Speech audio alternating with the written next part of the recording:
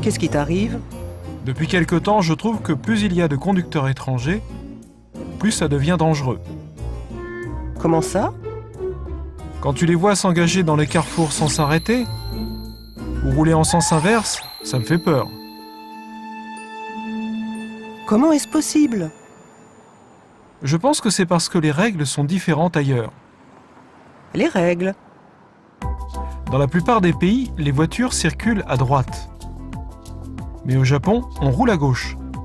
Je pense que c'est la principale cause de confusion. Comme le sens de circulation est inversé, il faut redoubler de vigilance. Surtout en tournant à droite, certains s'en mêlent et finissent sur la voie de droite. Veillez à bien rester à gauche en conduisant. Les feux de circulation sont universels, n'est-ce pas? La forme diffère, mais le sens est le même. Rouge et orange pour stop, et vert pour avancer. Au Japon, les feux sont de droite à gauche, rouge, orange et vert. Au rouge, on s'arrête obligatoirement. Quand le feu est vert, on peut rouler. Dans certains pays, on peut tourner même quand le feu est rouge. Oui, mais comme ce n'est pas le cas au Japon, faites très attention. Par contre, quand le feu passe au vert, on peut tourner dans la direction souhaitée. La signalisation demande également de l'attention. Tout à fait. Veillez à bien faire attention à ce genre de panneau. Par exemple, ce panneau indique qu'on ne peut rouler que tout droit ou tourner à gauche. Tourner à droite constitue une infraction au code de la route. Cette flèche signifie qu'on ne peut rouler que tout droit. Il est important de conduire en regardant bien les flèches.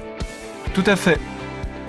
Mais le panneau sur lequel j'attire le plus l'attention des étrangers est le panneau « Stop ». Dans la plupart des pays, il est de forme octogonale. Au Japon, il est comme ça.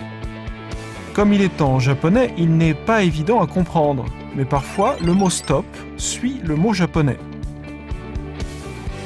Souvenez-vous qu'un triangle rouge à l'envers signifie « stop ». Ignorer un stop augmente considérablement le risque d'accident. Oui, c'est très dangereux. Veillez à bien respecter les stops. Quelles sont les autres situations à risque? Au moment de tourner à droite, les véhicules qui roulent tout droit ont la priorité. Même si vous vous êtes engagé le premier dans un carrefour, ne tournez à droite qu'après le passage du véhicule d'en face. Il est très dangereux de tourner à droite à l'approche d'un véhicule en sens inverse. De plus, après avoir tourné, veillez à bien rester sur la file de gauche.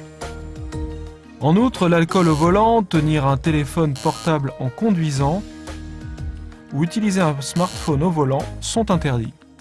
Non seulement au Japon, c'est aussi le cas dans la plupart des pays du monde. Il faut aussi vérifier la validité de son permis. Les permis internationaux des pays signataires de la Convention de Genève sont valides, mais ceux issus de la Convention de Vienne ne le sont pas.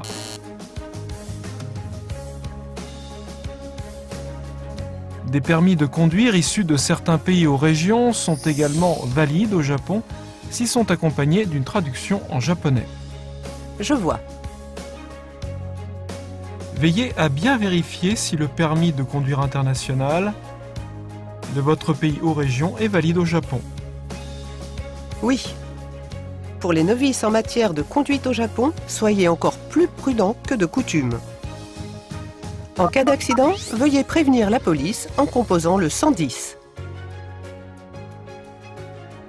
En cas de blessure, veuillez appeler une ambulance en composant le 119. Moi qui n'ai pas envie d'être victime d'un accident, je vous prie de rouler prudemment, tout en respectant les règles. Si c'est d'accord, Enjoy Japan!